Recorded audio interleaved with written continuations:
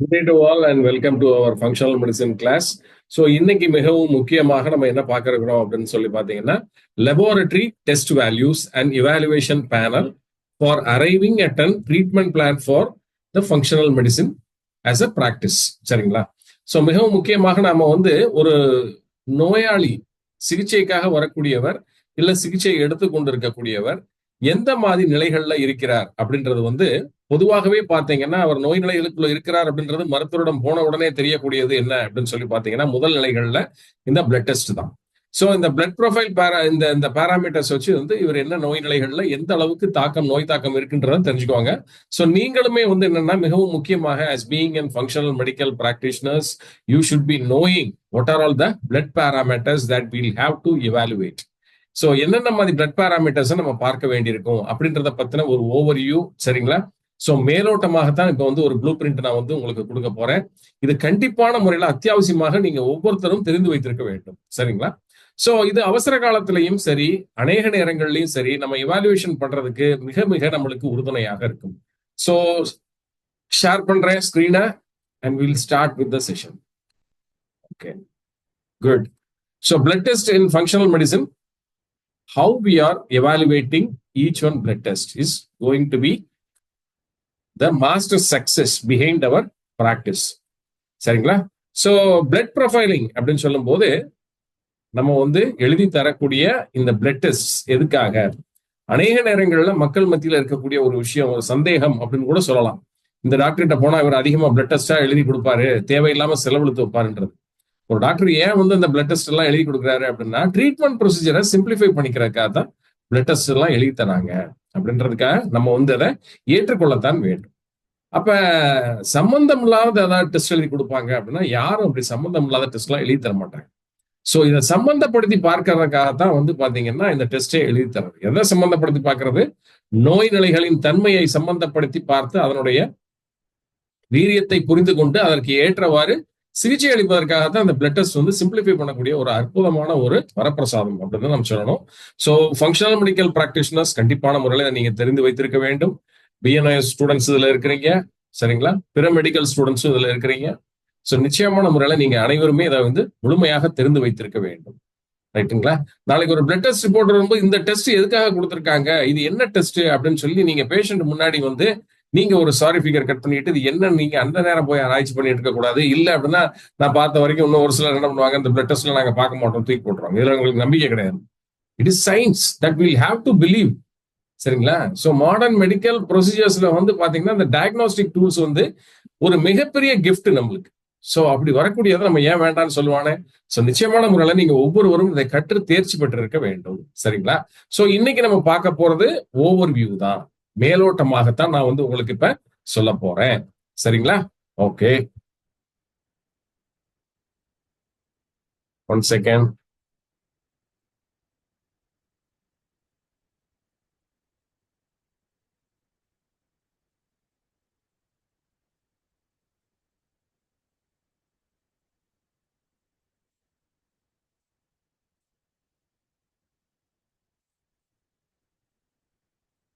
Right. So we'll start with the blood test parameters and its uses. அது எப்படின்றத பார்த்துருவோம் இன்னைக்கு. So contents, இன்னைக்கு நம்ம பார்க்க போறது ஒரு 17 விதமான பிளட் டெஸ்ட். சரிங்களா? சோ இந்த 17 விதமான பிளட் டெஸ்ட் எதுக்கு என்ன அப்படின்றத ஒரு ஒரு அவுட்லைன் மட்டும் நான் கொடுக்குறேன். இன்டெப்தா நம்ம அந்தந்த ஆர்கன்ஸ்க்கான டிஸ்கஷன் நம்ம பண்ணும்போது நான் இன்டெப்தா அந்த டெஸ்ட் பத்தி நான் நிறைய சொல்றேன் உங்களுக்கு. Okay, fine. இப்ப நம்பர் 1 எடுத்துக்கிட்டீங்கன்னா ஜெனரலா ஃபர்ஸ்ட் எடுத்த உடனே எழுதக்கூடியது டாக்டர்ஸ் சிபிசி அப்படின்னு சொல்லக்கூடிய கம்ப்ளீட் பிளட் கவுண்ட். நம்பர் 2 பாத்தீங்க அப்படின்னா மிகவும் முக்கியமாக அனைத்து உறுப்புகளோடு சம்பந்தப்படுத்திக் கொள்ளக்கூடிய ஒரு மிக முக்கிய உறுப்பு உண்டு அப்படின்னு சொல்லி பாத்தீங்கன்னா அது லிவர்.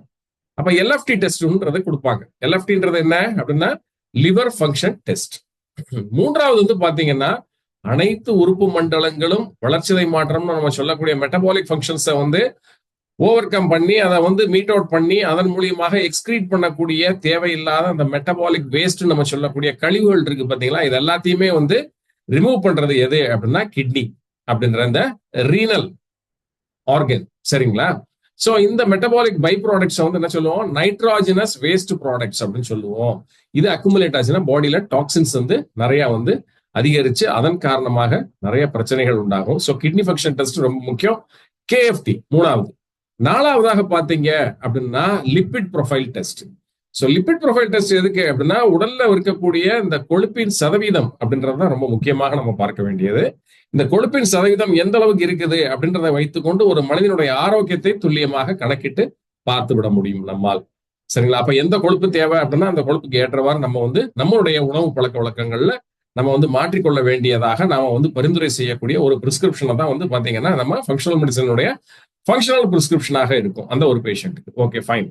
ஐந்தாவதாக மிகவும் முக்கியமாக நம்ம பார்க்கறது பிளட் சுகர் டெஸ்ட். இந்த கன்சர்ன் பேஷண்ட்டுக்கு வந்து டயபிட்டிஸ் இருக்குதா இல்லையா அப்படின்றத பாக்குறது பிளட் சுகர் டெஸ்ட். ஸோ இந்த பிளட் சுகர் டெஸ்ட்ல என்ன பண்ணுவோம், 3 பார்ப்போம். ஒன்னு வந்து ஃபாஸ்டிங் பிளட் சுகர் எவ்வளவு இருக்குன்றத பார்ப்போம். அடுத்து போஸ்ட் பிராண்டல் அப்படின்றது ஆஃப்டர் 2 hours எவ்வளவு இருக்குன்றத பார்ப்போம். கடந்த 3 மாத காலமாக ஆவரேஜாக எவ்வளவு இருந்துச்சு அப்படின்றத பார்க்கக்கூடியது HbA1c டெஸ்ட். ஸோ இது மிக முக்கியமாக பார்ப்போம். அடுத்த 6வதாக வந்து பாத்தீங்கன்னா யூரின் டெஸ்ட். யூரின் டெஸ்ட்ல வந்து என்னென்ன மாதிரி எக்ஸ்கிரீஷன்ஸ் வந்து வெளியில வருது, கிரியாட்டினின் எவ்வளவு வருது, UACR டெஸ்ட் பார்ப்போம். இது மாதிரி யூரின்ல வந்து நிறைய ரிக்குவயர்மெண்ட்டுக்கு ஏற்றவாறு நிறைய டெஸ்ட் வந்து நம்ம எடுத்து பார்ப்போம். சரிங்களா? ஓகே. அடுத்து வந்து கார்டியாக் பிளட் டெஸ்ட் அப்படின்னு சொல்லக்கூடியது கார்டியாக் மார்க்கர்ஸ். அதாவது இருதயத்தில் பிரச்சனை இவருக்கு வந்து இருக்கிறதா வரப்போகிறதா அப்படின்றத எல்லாத்தையும் தெரிந்து கொள்ளக்கூடிய ஒரு அற்புதமான ஒரு டெஸ்ட் தான் வந்து பாத்தீங்கன்னா கார்டியாக் பிளட் மார்க்கர் டெஸ்ட். 7. 8வது வந்து தைராய்டு ஃபங்க்ஷன் டெஸ்ட். மிக முக்கியமாக நம்மளோட தைராய்டு கிளாண்டுடைய ஃபங்க்ஷனாலிட்டி தெரிஞ்சுக்கிறதுக்கான டெஸ்ட். 9வதாக வந்து பாத்தீங்கன்னா infertility blood test for infertility. இன்ஃபர்டிலிட்டின்றது யாருக்கு பண்ணுவாங்க அப்படின்னு சொல்லி பாத்தீங்கன்னா விமென்க்கு பண்ணக்கூடியது. அப்ப விமென்ல நடக்கக்கூடிய ஓவுலேஷன் அதனுடைய இது எப்படி இருக்குது அப்படின்றத பத்தி முழுமையான ஒரு பிக்சர் நம்மளுக்கு கிடைக்கிறதுக்கு இந்த பிளட் டெஸ்ட் ஃபார் இன்ஃபர்டிலிட்டி வந்து பண்ணுவாங்க. சரிங்களா? அப்ப அதே மாதிரி வந்து பிளட் டெஸ்ட் ஃபார் இம்பார்ட்டன்சி மேல்ல பண்ணக்கூடியது வந்து என்ன அப்படின்னா செமன் அனாலிசிஸ். அது வந்து நம்பர் 10 டெஸ்ட். அப்ப 11வது வந்து டியூமர் மார்க்கர் டெஸ்ட். இவருக்கு வந்து உடல்ல வந்து கேன்சர் கட்டிகள் இருக்கிறதா உள்ளே அப்படின்றத தெரிந்து கொள்வதற்கான ஒரு டெஸ்ட் தான் வந்து டியூமர் மார்க்கர் டெஸ்ட் அப்படின்னு சொல்லக்கூடியது.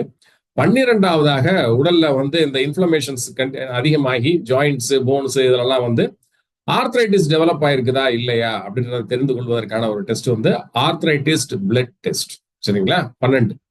13வது விடால் டெஸ்ட் அப்படின்னு சொல்லி சொல்லுவோம். இந்த வைடால் டெஸ்ட் அப்படின்றது எதற்காக அப்படின்னு சொல்லி பாத்தீங்கன்னா ஒரு காய்ச்சல் அடிக்கும் போது அது வந்து சால்மோனல்லா டைஃபி அப்படின்னு சொல்லக்கூடிய டைஃபாய்டை காஸ் பண்ணக்கூடிய ஒரு பாக்டீரியா தொற்றுனால உண்டான காய்ச்சலா அப்படின்றத தெரிந்து கொள்வதற்காக மருத்துவர்கள் கொடுக்கக்கூடிய டெஸ்ட் தான் வந்து பாத்தீங்கன்னா பிளட் டெஸ்ட்ல வைடல் டெஸ்ட் அப்படின்னு சொல்லுவோம்.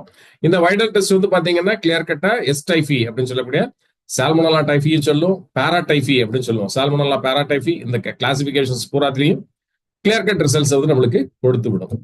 அடுத்து வந்து டெங்கு சீராலஜிக்கல் டெஸ்ட்ல வந்து டெங்கு இதுல வந்து டெங்கு ஆன்டிபாடிஸ் இருக்குதா இல்லையா அப்படின்றத தெரிந்து கொள்வதற்காக நம்ம பாக்குறது டெங்கு சீராலஜிக்கல் டெஸ்ட். அடுத்து சிக்கன் குனியா சீராலஜிக்கல் டெஸ்ட். அடுத்து ஹெப்படைட்டிஸ் ABC இதெல்லாம் இருக்குதா இல்லையான்றத பார்க்கக்கூடிய டெஸ்ட் ஹெப்படைட்டிஸ் டெஸ்ட். அண்ட் ஃபைனலா 17வது டெஸ்ட் HIV-1 அண்ட் HIV-2. சரிங்களா?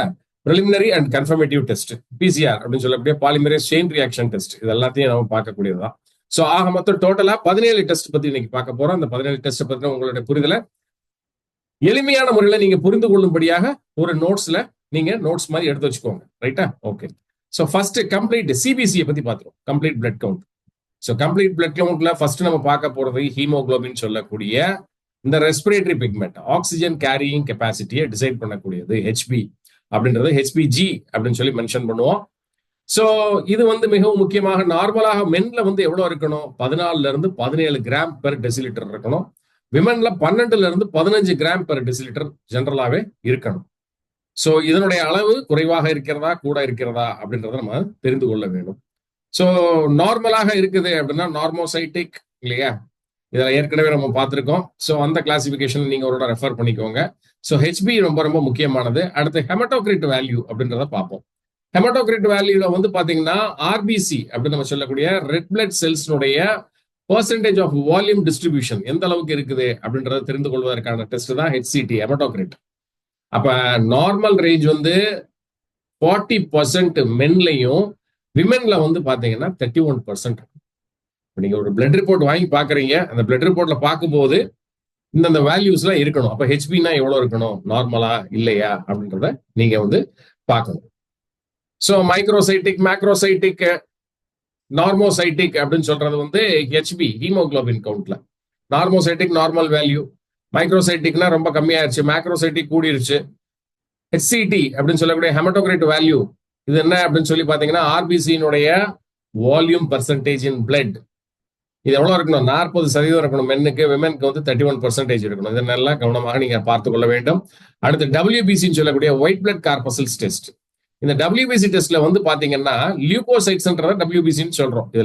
இதுல நார்மல் ரேஞ்ச் வந்து நான் சொல்லக்கூடியது டோட்டல் டபிள்யூபிசி நார்மல் கவுண்ட் வந்து 4500 to 10,000 cells per microlitre அப்படின்னு சொல்லுவோம். இது இருக்குதா அப்படின்றத நீங்க பார்க்கணும். சரிங்களா? இது கூடுச்சுன்னா என்ன, குறைஞ்சிச்சுன்னா என்ன அப்படின்றது இதுக்கு முந்தின இதுல நம்ம கேஸ்ல டிஸ்கஸ் பண்ணியிருக்கோம். ஃபர்தரா வந்து கிளாசிக்கல் கண்டிஷனிங்குள்ள நம்ம போகும்போது டிசீஸ் ப்ரொஃபைல் அனாலிசிஸ்ல வரும்போது நம்ம இதை பற்றி இன்னும் ஆழமாக விரிவாக பார்ப்போம். சரிங்களா? ஸோ 5 டைப்ஸ் ஆஃப் டபிள்யூபிசி என்னென்ன அப்படின்னு சொல்லி அதனுடைய ஃபங்க்ஷனாலிட்டி என்ன அப்படின்றதெல்லாம் வந்து டிசீஸ் இதை பத்தி நம்ம டிஸ்கஸ் பண்ணும்போது நம்ம பார்ப்போம். ஸோ டபிள்யூபிசியினுடைய ஜெனரல் வேல்யூ எவ்வளவு அப்படின்றத தெரிந்து வைத்துக் கொள்ளுங்கள். எம்சிவி ரொம்ப முக்கியமாக மீன் கார்பஸ்குலார் வால்யூம். இந்த மீன் கார்பஸ்குலார் வால்யூம் தான் வந்து பாத்தீங்கன்னா average size of your red blood cells. உங்க ரெட் பிளட் செல்ஸினுடைய ஆவரேஜ் சைஸை குறிக்கக்கூடியது. இதனுடைய நார்மல் ரேஞ்ச் வந்து எவ்வளவு இருக்கணும், 80 இருந்து 95 இருக்கும். சரிங்களா? Mean corpuscular value MCV. அடுத்து ஆர்பிசி எடுக்கக்கூடிய ரெட் பிளட் செல்ஸினுடைய கவுண்ட். ஆர்பிசி கவுண்ட் எவ்வளவு இருக்கணும் அப்படின்னு சொல்லி பாத்தீங்க அப்படின்னா மென்ல வந்து 14 to 17 கிராம்ஸ் பெர் டெசிலிட்டர், விமென்ல வந்து பாத்தீங்கன்னா 12 to 15 கிராம்ஸ் பெர் டெசிலிட்டர் வந்து இருக்கணும். சரிங்களா? இந்த ஆர்பிசி மிகவும் முக்கியமாக எதற்கு முக்கியம், ஆர்பிசினால ரெட் பிளட் கார்பசல் ஹெச்பியோட உருவாகப்பட்ட ஒரு செல்லு தான் இந்த ஆர்பிசி. ஹெச்பின்றது ஒரு நிறமி, சிகப்பு ஒரு நிறத்தை கொடுக்கக்கூடிய ஒரு நிறமி. ஓவராலா டோட்டலாவே இந்த செல்ஸை வந்து நம்ம சொல்லுவோம் ரெட் பிளட் கார்பசல் அப்படின்னு. இன்னொன்னு ஒயிட் பிளட் கார்பசல். சரி, இதனுடைய வேல்யூவை தெரிஞ்சு வச்சுக்கோங்க. இது வந்து ஆர்பிசியினுடைய கவுண்ட் நார்மலா இருக்குதா இல்லையா அப்படின்றத நீங்க தெரிந்து கொள்வதற்காக. அடுத்து மிகவும் முக்கியமாக பிளேட்லெட்ஸ் கவுண்ட் எவ்வளவு இருக்கு அப்படின்றத பார்ப்போம். ஸோ நார்மல் பிளேட்லெட் கவுண்ட்ஸினுடைய ரேஞ்ச் வந்து எவ்வளவு இருக்கணும் அப்படின்னா 1,40,000 to 4,40,000 cells per microlitre அப்படின்னு சொல்லுவோம். இதுக்குள்ள இருக்குதா வேல்யூ அப்படின்றத பார்க்கணும். உங்ககிட்ட ஏதாவது பழைய பிளட் ரிப்போர்ட் இருந்துச்சு அப்படின்னா இதை எடுத்து நீங்க வெரிஃபை பண்ணிக்கலாம். அப்ப அதிகமாக நீங்க இந்த மாதிரி ரிப்போர்ட்ஸை ரீட் பண்ணதான் நீங்க வந்து you will gain mastery over reading the reports. சரிங்களா? புரிதல் அப்படின்றது நன்றாக இருக்கும் இந்த இடத்துல. ஓகே, இப்ப செகண்டா நம்ம ஃபர்ஸ்ட் இப்ப எடுத்தோம்னா சிபிசி பார்த்துட்டோம். இப்ப அடுத்ததாக நம்ம பார்க்க இருக்கிறது எல்எஃப்டின்னு சொல்லக்கூடிய liver function test. So liver function டெஸ்ட்ல வந்து நம்ம என்ன பார்ப்போம் அப்படின்னா மெயினா வந்து பார்க்கக்கூடியது பைலூருபின். பைலூருபின்றது ஒரு பிக்மெண்ட். இந்த பைலூருபின் பிக்மெண்ட் வந்து ஆர்பிசி வந்து இறந்த பிறகு பிரேக் டவுன் ஆகும் லிவர்ல. ஸோ இது பிரேக் டவுன் ஆகும்போது ரெண்டா பிரியும் ஆர்பிசி. ஆர்பிசில ஹெச்பி இருக்கும். ஹெச்பில வந்து ஹீம் தனியா, அடுத்து வந்து குளோபின் தனியா பிரியும். சரிங்களா? ஹீம் அப்படின்றது அயன் பார்ட் ரீசிந்தசிஸ் ஆகி பிளட்டோட ரீஃபார்மேஷனுக்கு உறுதுணையாக இருக்கும் இந்த ஹீம். சரிங்களா? குளோபின்ற புரோட்டீன் பார்ட் வந்து unwanted, it should be eliminated from the body. அப்போ வந்து it is broken down into bilirubin and biliverdin. So இந்த பைலுரூபின் ப்ராப்பர் எக்ஸ்கிரீஷன் நடக்குதா பாடியில, வெளியில தள்ளப்படுகிறதா அப்படின்றத தெரிந்து கொள்வது நம்ம வந்து மிகவும் முக்கியமாக இந்த லிவர் ஃபங்க்ஷன் டெஸ்ட்ல மிகவும் முக்கியமாக பார்க்கறது டோட்டல் பைலுரூபின் கண்டென்ட் எவ்வளோ இருக்கு அப்படின்றது. ஸோ நார்மல் ரேஞ்ச் வந்து எவ்வளோ, 0 to 1 mg பெர் டெசிலிட்டர் தான் நார்மல். ஓகே, அடுத்து வந்து பாத்தீங்கன்னா டி பைலுரூபின் டெஸ்ட் அப்படின்னு சொல்லுவாங்க, அதாவது கான்ஜுகேட்டட் பைலுரூபின் டெஸ்ட். ஸோ இது வந்து பாத்தீங்கன்னா soluble and at the same time less toxic, கொஞ்சம் நச்சுத்தன்மை கம்மியான ஒரு கான்ஜுகேட்டட் குளுக்கரோனிக் ஆசிட் அப்படின்னு சொல்லுவோம். இதனுடைய அளவீடு எவ்வளவு இருக்குன்றத பார்த்தோம்னா 0 to 0.35 mg பெர் டெசிலிட்டர். சரிங்களா? இது நார்மல் ரேஞ்ச். இது கூடுதா குறையுதா அப்படின்றத நம்ம பார்க்கணும். கூடத்தான் வாய்ப்பு உண்டு இதுல. ஸோ கூடி இருந்துச்சுன்னா இதை வச்சு நம்ம வந்து என்ன சொல்லிடலாம், இந்த லிவர்னுடைய ஃபங்க்ஷனாலிட்டி எந்த அளவுக்கு இருக்கு அப்படின்றத நம்ம வந்து தெரிந்து கொள்ளலாம்.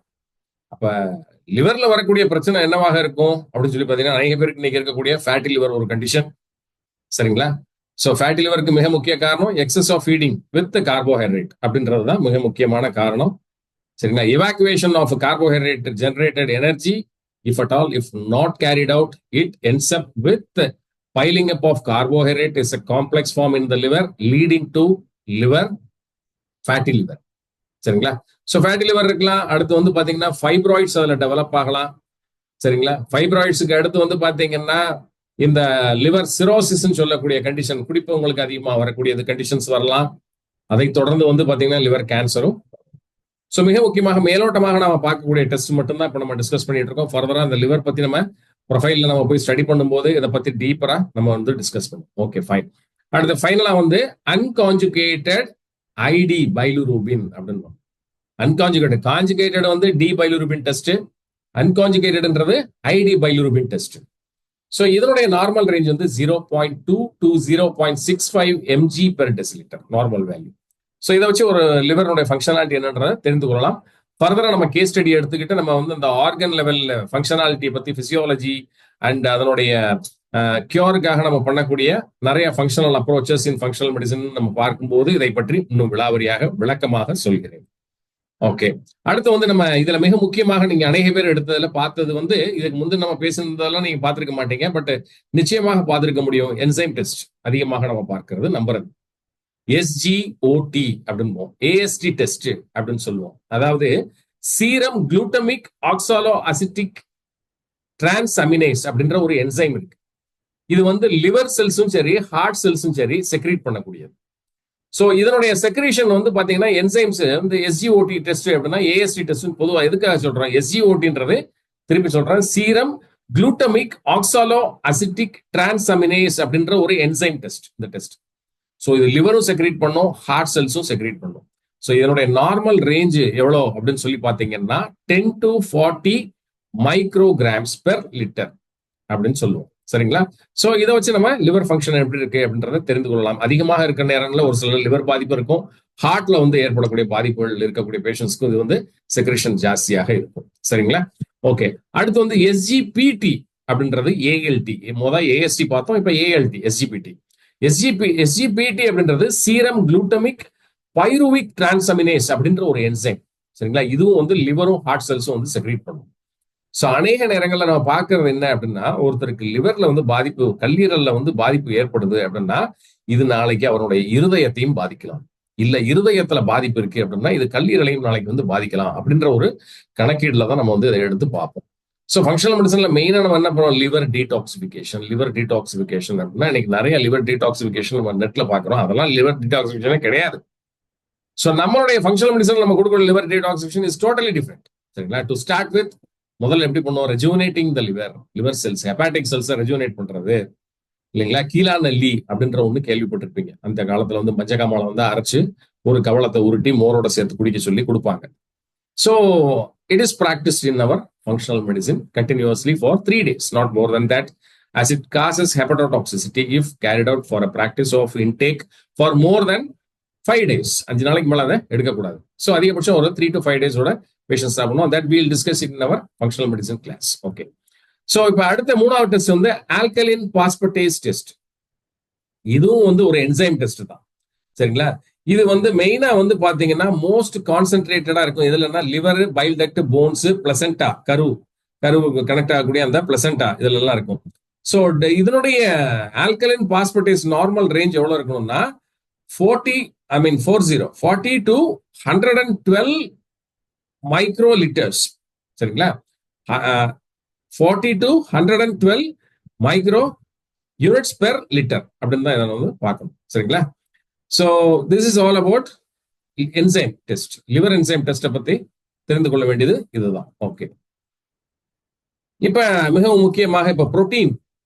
சரிங்களா? லிவர் அப்படின்றது வந்து it is a very functional organ இல்லையா? It is a quality control organ. இதுதான் வந்து உள்ள வரக்கூடிய பாடியில இருந்து உள்ள என்டர் ஆகக்கூடிய எந்த பொருளாக இருந்தாலும் சரி, உணவாக இருந்தாலும் சரி, எதுவாக இருந்தாலும் சரி, இதுக்குள்ள பாஸ் ஆகி இது பாஸ் பண்ணா மட்டுமே இதனால சர்க்குலேட் ஆக முடியும் எல்லா நியூட்ரியன்ஸ்னாலும். ஸோ இதோட சேர்த்து நம்ம லிவர் ஃபங்க்ஷன் டெஸ்ட்ல நம்ம பார்க்கக்கூடியதுல மிகவும் முக்கியமாக புரோட்டீன் டெஸ்ட் பார்ப்போம். ஸோ டோட்டல் புரோட்டீன் அப்படின்றது வந்து measures the total amount of protein in serum. சீரத்துல எவ்வளவு புரோட்டீன் இருக்கு, ஆல்புமின் எவ்வளவு இருக்கு, குளோபுலின் எவ்வளவு. சரிங்களா? ஸோ ஆல்புமின் அண்ட் குளோபுலின் அப்படின்ற 2 கைண்ட் ஆஃப் புரோட்டீன் எவ்வளவு இருக்குது சீரத்துல, பிளட் சீரம். ஸோ அந்த பிளட் சீரத்தில் எவ்வளோ இருக்குன்னு பார்த்தீங்கன்னா நார்மல் ரேஞ்ச் வந்து 6 to 8.5 கிராம்ஸ் பெர் லிட்டர். அப்படி இருந்துருச்சுன்னா ப்ராப்பரா வந்து protein is getting digested by the liver enzymes. சரிங்களா? லிவர் என்சைம்ஸ்னா டைஜஸ்ட் ஆயிருக்கு, புரோட்டீன் மெட்டபாலைஸ் ஆயிருச்சு அப்படின்னு சொல்லி உறுதியாக எடுத்துக்கொள்ளலாம். இல்லாத பட்சத்துக்கு சீரம் பிளாஸ்மா கான்சென்ட்ரேஷன் அதிகமாக இருக்கிறது அப்படின்னா புரோட்டீன் இஸ் நாட் கெட்டிங் மெட்டபாலைஸ்ட். சரிங்களா? ஸோ இதை வந்து நம்ம அநேக கேசஸ்ல எந்த கேஸ்ல பார்ப்போம் அப்படின்னு சொல்லி பார்த்தீங்கன்னா இந்த டயபெட்டிக் பேஷண்ட்ஸ்ல வந்து பார்ப்பீங்க. ஸோ சீரம்லயும் பார்த்தீங்கன்னா புரோட்டீன் வந்து ஜாஸ்தியா இருக்கும். ஸோ இந்த மாதிரி நேரங்களில் வந்து யூரின்லயும் வந்து அதிகமாக லீக் ஆகும். So the condition which is refer to as proteinuria அப்படின்னு சொல்லி சொல்லுவோம். Okay, fine. இப்ப ஆல்புமின் அப்படின்றது மிகவும் முக்கியமாக நம்ம யூரின்ல எலிமினேட் ஆகும்னு சொன்னேன் டயபெட்டிக் பேஷண்ட்ஸ்க்கு. ஸோ இந்த ஆல்புமின் புரோட்டீன் வந்து it is protein produced by liver produce பண்ணக்கூடிய ஒரு புரோட்டீன் தான் ஆல்புமின். இதனுடைய நார்மல் ரேஞ்ச் எவ்வளோ அப்படின்னு சொல்லி பார்த்தீங்கன்னா 3.5 to 5 grams per litre. So இதனுடைய ஆல்புமின் வேல்யூ எவ்வளோ இருக்கு அப்படின்றத பார்ப்பீங்க. சரிங்களா? அடுத்து குளோபுலின் அப்படின்றது another கைண்ட் ஆஃப் புரோட்டீன். சரிங்களா? ஸோ இந்த புரோட்டீன் பிளட்ல வந்து மிகவும் முக்கியமாக பிளட் கிளாட்டிங்க்கும் இன்ஃபெக்ஷன்ஸ்க்கு அகெயின்ஸ்டா ஃபைட் பண்றதுக்கும் மிகவும் முக்கியமாக தேவை இம்யூனோகுளோபுலின் அப்படின்னு சொல்லுவோம். ஆன்டிபாடிஸ் ஃபார்மேஷனுக்கு இம்யூனோகுளோபுலின் ரொம்ப ரொம்ப அவசியம், அத்தியாவசியம். ஸோ இந்த லிவர் ஃபங்க்ஷன் டெஸ்ட்ல இந்த குளோபுலினுடைய ரேஞ்ச் நார்மலா இருக்குதா அப்படின்றத நம்ம பார்க்கணும். இருந்துச்சு அப்படின்னா உடல் அவருக்கு எதிர்ப்பு சக்தியோட இருக்கும். அதே சமயம் வந்து பாத்தீங்கன்னா உடல் நல்ல ஒரு ஹெல்த்தி கண்டிஷன்ல இருக்கும். அப்ப நார்மல் ரேஞ்ச் வந்து எவ்வளவு இருக்கணும்? 2 to 3.5 கிராம்ஸ் பெர் லிட்டர். இந்த 3 தான் முக்கியமாக பாக்குறீங்க. Right, okay. ஸோ அடுத்து KFT test, kidney function test. Kidney function டெஸ்ட்ல வந்து நம்ம மெயினா நம்ம ஏற்கனவே டிஸ்கஸ் பண்ண பண்ணுன்னு சொல்லக்கூடிய பிளட் யூரியா நைட்ரஜன் ரேஷியோ பார்ப்போம். அடுத்து கிரியாட்டினின் எவ்வளவு இருக்கு, யூரியா எவ்வளவு இருக்கு, யூரிக் ஆசிட் எவ்வளவு இருக்கு. அடுத்து EUCR வேல்யூ, அடுத்து EGFR அப்படின்றத பார்ப்போம். அதாவது எஸ்டிமேட்டட் யூரின் கிரியாட்டினின் ரேஷியோ பார்ப்போம் யூரின்ல. அதை தாண்டி வந்து பாத்தீங்க அப்படின்னா EGFR அப்படின்னு சொல்லக்கூடிய எஸ்டிமேட்டட் கிளாமர்லோர் ஃபில்ட்ரேஷன் ரேட் எவ்வளவு இருக்கு அப்படின்னு சொல்றத பார்ப்போம். ஸோ EGFRன்றத மிக முக்கியமாக பார்ப்போம். கிரியாட்டினின் அப்படின்றது it should be less than 1.1 or 2, அதுக்குள்ளதான் இருக்கணும். அதே மாதிரி வந்து பாத்தீங்க அப்படின்னா நம்ம பார்க்கக்கூடிய EGFR வேல்யூ வந்து ரொம்ப முக்கியமானது. இது வந்து அந்த கிரியாட்டின் கிளியரன்ஸ் ரேஷியோ அந்த இதை வச்சு கால்குலேஷன் போடுறது. ஸோ EGFR எவ்வளோ இருக்கணும் அப்படின்னு சொல்லி பார்த்தீங்கன்னா if it is going to be more than 100 that is wonderful. ரைட்டுங்களா? இல்லை அப்படின்னா kidney is slowly diminishing in it's function அப்படின்னு தான் நம்ம பார்ப்போம். ஸோ இது வந்து டெஃபினேஷன்ல வந்து பிளட் யூரியா ஃபர்ஸ்ட் பார்க்குறோம். இந்த பிளட் யூரியா அப்படின்றது வந்து பார்த்தீங்கன்னா புரோட்டீன் நம்ம சாப்பிடக்கூடிய புரதம் வந்து கம்ப்ளீட்டா மெட்டபாலைஸ் ஆனதுக்கு அப்புறம் எண்ட் ப்ராடக்ட்னு சொல்றோம் பாத்தீங்களா, metabolic by product, that is waste product. அதுதான் வந்து பாத்தீங்கன்னா யூரியா. இந்த யூரியா தங்கக்கூடாது உடல்ல. சரிங்களா? இந்த யூரியா வந்து இட் ஷுட் பி ரிமூவ்டு. அப்ப இதனுடைய நார்மல் ரேஞ்ச் வந்து சீரம்ல எவ்வளவு இருக்கலாம் அப்படின்னு சொல்லி பாத்தீங்கன்னா ஒரு 10 இருந்து 50 milligram per deciliter of blood இருந்தா நார்மல். ஸோ பிளட் ரிப்போர்ட்டை பார்க்கணும். பாத்தீங்கன்னா kidney whether it is effective or not. எஃபெக்டிவா இருந்தா கிளியரா இருக்கும். இந்த 10 to 50க்குள்ள இருக்கும் இந்த வேல்யூ. ஓகே. இப்ப அடுத்து சீரம் கிரியாட்டினின் மிக முக்கியமாக நீங்க பார்க்கணும். ஸோ இதுவும் வந்து ஒரு கெமிக்கல் வேஸ்ட் தான், பிளட்ல ஃபில்டரான கிட்னி ஃபில்டர் பண்ணி இது பண்ணக்கூடியது. இதை வந்து பாத்தீங்கன்னா eliminated by the kidneys. Kidney தான் வந்து இதை எலிமினேட் பண்ணுது, ஃபர்ஸ்ட் பாயிண்ட். ஸோ விமென்ல வந்து நார்மல் ரேஞ்ச் வந்து பாத்தீங்கன்னா மென்னுக்கும் விமெனுக்கும் ஸ்லைட் சேஞ்சஸ் இருக்கும். ஸோ மென் எடுத்துக்கிட்டீங்கன்னா 0.7 to 1.3 மில்லிகிராம்ஸ் பெர் டெசிலிட்டர் இருக்கலாம். இதுக்குள்ள இருந்தா நார்மல் வேல்யூ. அதே இது விமென்ல வந்து பாத்தீங்கன்னா 0.6 to 1.1 மில்லிகிராம் பெர் டெசிலிட்டர். சரிங்களா? இது normal range serum creatine. Okay okay. இப்ப அடுத்து சீரம் யூரிக் ஆசிட் ரொம்ப முக்கியமா பார்க்கணும். இது எல்லாமே வந்து புரோட்டீனோட பை ப்ராடக்ட்ஸ் தான், மெட்டபாலிசத்தினுடைய. So metabolic break down of purine nucleotides அப்படின்னு நம்ம சொல்லக்கூடிய இந்த பியூரினுடைய நியூக்ளியோடைட் சீக்வன்சஸ் வந்து பிரேக் டவுன் ஆகும்போது ரிலீஸ் ஆகக்கூடிய ஒரு பை ப்ராடக்ட் தான் வந்து பாத்தீங்கன்னா இந்த யூரிக் ஆசிட். இதுவுமே புரதத்திலிருந்து வரக்கூடியது தான், எண்ட் ப்ராடக்ட் தான். ஸோ நார்மல் ரேஞ்ச் வந்து பாத்தீங்கன்னா மேல்ல வந்து எவ்வளவு இருக்கணும்? 3.4 to 7 mg பெர் டெசிலிட்டர். ஃபீமேல்ல வந்து 2.4 to 6 mg பெர் டெசிலிட்டர் வரைக்கும் இருக்கலாம். ஃபீமேல்ல கம்மியா தான். இது அதிகமாச்சுன்னா என்ன ஆகும்? கவுட் அப்படின்னு நம்ம சொல்லக்கூடிய இந்த முடக்குவாதம்னு சொல்றோம் பாத்தீங்களா, அங்கங்க கவுட்னா போன் அண்ட் ஜாயின்ஸ் எல்லாத்துலயுமே வந்து வீக்கம் உண்டாகி கை கால்கள் வந்து மடக்க முடியாத ஒரு சூழ்நிலை வந்து உண்டாகும். ஸோ இது வந்து முக்கியமாக நம்ம பார்க்கக்கூடியது சீரம் எது யூரிக் ஆசிட் அக்குமுலேஷன்னால வரும். ஓகே, இப்ப சீரம் எலக்ட்ரோலைட்ஸை பார்க்கணும். இதுல இருக்கக்கூடிய உப்புக்கள்ல வந்து நம்ம பார்க்கணும். சீரத்துல இருக்கக்கூடிய உப்புக்கள் மிக முக்கியமாக கிட்னி ஃபங்க்ஷன் டெஸ்ட்ல இதுவுமே நம்ம வந்தோம். ஃபர்ஸ்ட் வந்து சீரம் சோடியம், ரெண்டாவது பொட்டாசியம், மூணாவது குளோரைடு, நாலாவது டோட்டல் புரோட்டீன். இது நாளையுமே பார்க்கணும். இது எல்லாத்தையும் பார்த்தீங்கன்னா தான் ஓவராலா கிட்னி ஃபங்க்ஷன் எப்படி இருக்கு அப்படின்றத நிர்ணயம் பண்ணணும். ஸோ ஃபர்ஸ்ட் வந்து சீரம் சோடியம் வந்து எவ்வளவு இருக்கணும்? 135ல இருந்து 145 மைக்ரோ மோல்ஸ் பெர் லிட்டர் இருக்கணும். இது irrespective of male and female, ரெண்டு பேருக்கும் ஒரே தான் லெவல். 135 145 வரைக்கும். லேப் ரிப்போர்ட்ஸ் வந்து பாத்தீங்கன்னா ஒவ்வொருத்தவங்களுக்கும் ஒவ்வொரு standard of evaluation and panel of இது கைட்லைன்ஸ் வந்து இருக்கும். ஒருத்தங்க யூரோப்பியன் ஸ்டாண்டர்ட் ஃபாலோ பண்ணுவாங்க, ஒருத்தங்க வந்து யூகே யூஎஸ் ஸ்டாண்டர்ட் ஃபாலோ பண்ணுவாங்க. இந்தியன் ஸ்டாண்டர்ட்ஸ்ன்றது ரெண்டுக்கும் மத்தியில் இருக்கக்கூடிய ஸ்டாண்டர்டா இருக்கும். ஸோ அந்தந்த லேப்ல வந்து இப்போ அதுக்காகவே வந்து பாத்தீங்கன்னா நார்மல் ரேஞ்சுன்னு அவங்களே கொடுத்துருவாங்க. ஸ்டாண்டர்ட்ஸ் வந்து மாறுது அப்படின்றதுக்காக. So easily you can look into the normal range and you can compare the values which has came out of the patients blood report. அதை வச்சு நீங்க கம்பேரிசன் பண்ணிக்கலாம். ஓகே, சீரம் சோடியம் வந்து 135 to 145 micromoles per litre. Serum potassium வந்து எவ்வளவு இருக்கணும் அப்படின்னா அடல்ட்ல வந்து 3.5 to 5.1, சில்ட்ரன்ல வந்து 3.4 to 4.7. சரிங்களா? சோ இது வந்து ஏஜ் டிபெண்ட் தான் முக்கியமாக, ரைட்டுங்களா? Serum potassium. So potassium sodium வந்து கான்ட்ராக்ஷனுக்கு, மசில் கான்ட்ராக்ஷனுக்கு ரொம்ப முக்கியம்.